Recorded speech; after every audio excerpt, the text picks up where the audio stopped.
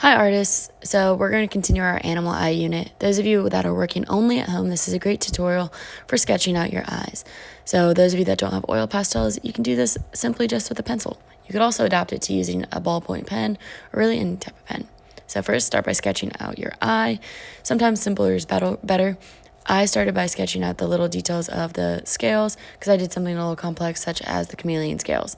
So I drew some varying organic shapes that look and represent the scales. And then the most important part is the shading. So as you can see around the outline of each of the scales, I start with the dark outline, and then as I move towards the inside of the scale, I get lighter and lighter. This gives it a nice highlight, it gives it depth, gives it a shape and form rather than a flat image.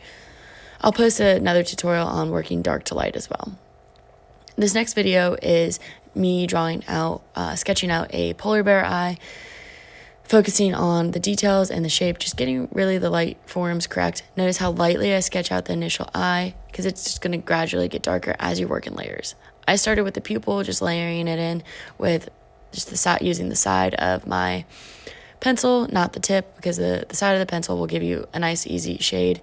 And then I do the same thing around the iris.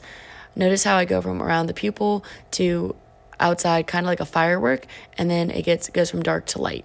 This is a great way to gradate something, to create shading, because a lot of times the eyes have a darker ring around them or a lighter ring. Now each eye is different, but pick out the dark shades and then the light shades and build it up from there. You can always start with a nice little base.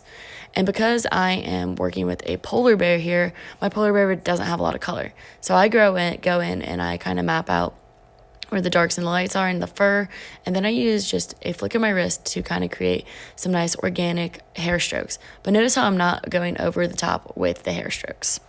One other thing to remember is that you do want to fill the space completely on the paper. This is just a regular printer size paper. It's full to this edge though.